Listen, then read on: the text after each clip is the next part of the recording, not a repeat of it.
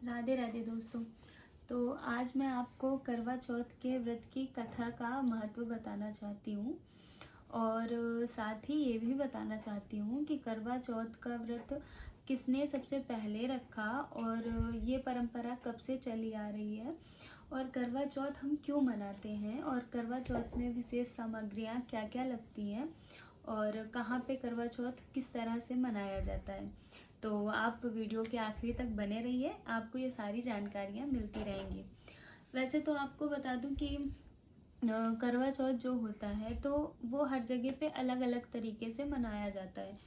कुछ लोग होते हैं सुबह के टाइम पे अपना काम काज करके व्रत कथा सुनते हैं, उसके बाद शाम को रात को पूजा करते हैं चंद्रमा को देखने के बाद।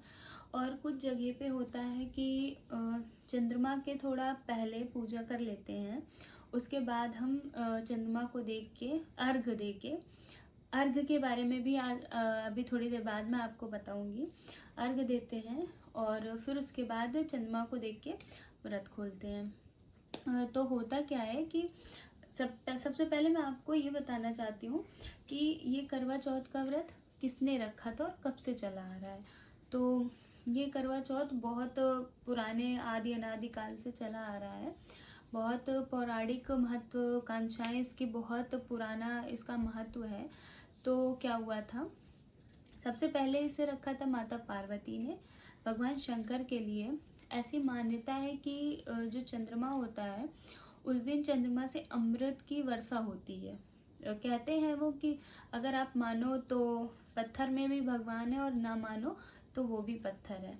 ठीक है, तो बस यही एक मान्यता है, आपके मानने के ऊपर है और आपकी आस्था के ऊपर है ये सारी चीज़ें। बस तो क्या होता है कि चंद्रमा से वर्षा होती है उस दिन, चंद्रमा से अमृत की वर्षा होती है। तो सारी पत्नियां अपने पति के लिए दिन भर भूखे प्यासे रह के उनके लिए व्रत रहती हैं। और फिर जो करवा होता है, एक मिट्टी का करवा होता है, एक होता है पीतल का, तांबे का, जो भी है। और उसके बाद हम मिट्टी के करवे से चंद्रमा को देखकर अर्घ देते हैं। कथा सुनने के बाद, पूजा करने के बाद, सारा सब कुछ करने के बाद चंद्रमा को देख के अर्घ देते हैं। अर्घ होता क्या है, आप मिट्टी का करवा लीजिए, उसमें कलावा बांधिए, एक होता है चावल और हल्दी को पीस कर उसको करवा को रंगिए, उसके बाद उसमें अपने पति का नाम लिखिए, उसके बाद उसमें कलावा बांधिए। कलावा बांधने के बाद उसकी पूजा अर्चना कीजिए, हल्दी कुमकुम सारी चीज़ें लगाकर। उसके बाद आप चंद्रमा को देख के, अर्घ मीन्स होता है उसके जो आगे का भाग निकला हुआ होता है करवे का, उससे अर्घ देते हैं हम चंद्रमा भगवान को। उसके बाद आप अपने पति से जल ग्रहण कीजिए, फिर आपका व्रत खत्म हो जाता है। ये होता है अर्घ का महत्व हुआ ये। तो सबसे पहले रखा था माता पार्वती ने, माता सीता ने रखा राम जी के लिए। और महाभारत में एक कहानी आई थी और कई लोगों के, बुजुर्गों के द्वारा मैंने सुना कि जो द्रौपदी जी थी वो पांडवों के लिए रखी थी व्रत। जब महाभारत का युद्ध हो रहा था तब उन्होंने रखा था, संकट से दूर करने के लिए उन्हें। चूँकि पति की लंबी आयु के लिए जब आप व्रत रखते हो, जब चंद्रमा से अमृत बरसता है तो आपके व्रत के प्रभाव से वो पति पर उसका कार्य करता है, तो पति की उम्र बढ़ जाती है। ये इसका महत्व है। अब बताते हैं कि इसमें क्या होता है कि इसमें आप सारा दिन भूखे प्यासे रहते हो। जिन स्त्रियों का, जिन लड़कियों का पहला करवा चौथ होता है तो उसमें क्या होता है कि हो सके तो आप मतलब पानी पानी तो नहीं पीना है, क्योंकि पानी तो इसमें पिया ही नहीं जाता है।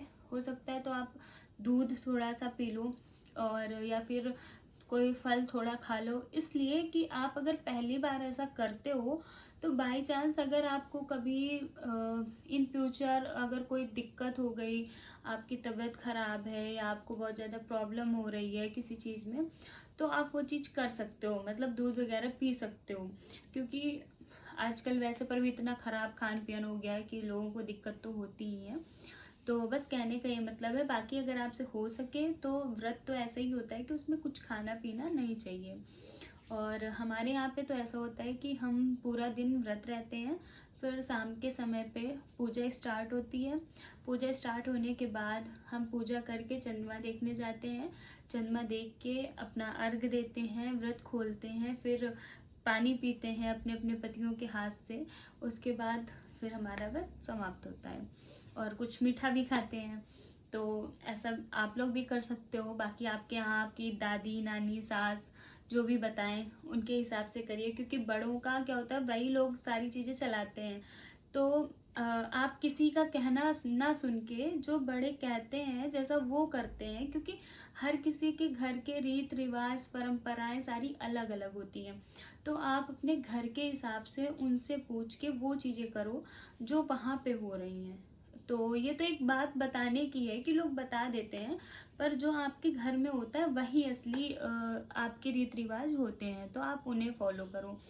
बाकी आप लोगों की मर्जी है। और बहुत लोग रहते भी हैं करवा चौथ का व्रत, बहुत लोग नहीं रहते। वैसे तो ये बहुत बड़ा एक पर्व है लड़कियों के लिए, स्त्रियों के लिए, कि वो रहें अपने पतियों के लिए।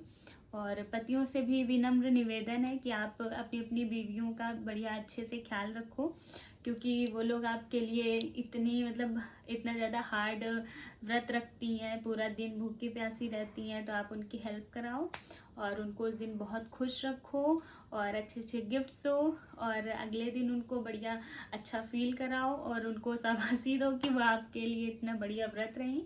तो ये सब आप लोगों के लिए है। बाकी आपको मैं करवा चौथ का एक मेरा व्लॉग आएगा, आप देखना। उसमें मैं अपना जितना हो सकेगा मुझसे, मैं ये तो नहीं कहती कि पूरा दिन मैं कैसे कर पाऊँगी, पर यह है कि थोड़ा बहुत करके आपको दिखाऊंगी। आपको करवा चौथ का व्लॉग बहुत जल्दी मिलेगा, करवा चौथ के दिन ही मैं डाल दूँगी रात को। तो ठीक है, आप लोग उसका वेट करना। अब मिलते हैं। राधे राधे। आप लोग अपना करवा चौथ का व्रत एंजॉय कीजिए। राधे राधे, धन्यवाद।